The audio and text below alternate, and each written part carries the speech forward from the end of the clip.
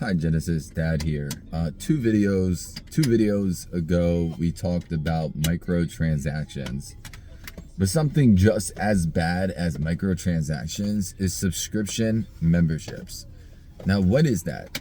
So, in the 2015, 2020 range, everything started becoming subscriptions, whether it's subscriptions to a Play Store for video games, subscription for pest control, subscription for Netflix or TV services. So many different subscriptions, and while some of them might not be that expensive, they add up pretty quickly, very quickly. Whether it's, oh my goodness, what animal died here? Oof, all his body parts everywhere.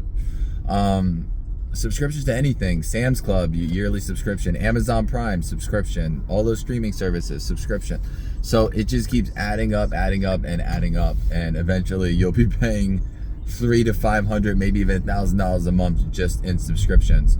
So while I'm not saying that you shouldn't have any subscriptions, just be wary of what you're spending each month on them, what you're either actually utilizing or not utilizing. If you have a subscription to Amazon Prime and you don't use Amazon, you don't use Prime TV, you don't use any of the benefits of having that subscription, then there's no point of having that subscription in general.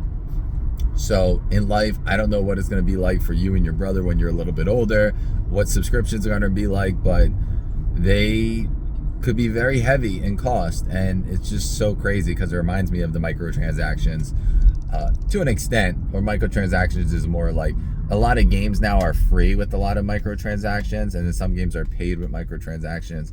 But back in the day, there was no such thing as microtransactions, and there wasn't really a subscriptions thing. Another thing Amazon has is something called Subscribe and Save, where you save money by subscribing to items that you need every single month, and then it delivers to you, but they also change prices and blah, blah, this, blah, blah, that. So you just have to be really, really careful. As somebody who hasn't saved their money, I'm trying to give you the best advice possible so you don't waste money, and that's one of the videos that I made, is staying with your parents as long as possible because things are very expensive. I know I made a video talking about cars, saying you only need a car to get you from point A to point B, but realistically at the end of the month, my bills are like $7,000 a month. And if I did things correctly, my bills would be like $3,000 a month. But I don't do it correctly, and now at this point in my life, it's hard to change because I have mortgage payment, I have car payments, I have credit card payments, I have food, all this other stuff that's, that I have to pay for, where if I owned my house and I owned my car, then that would be right there, $5,000, more than that.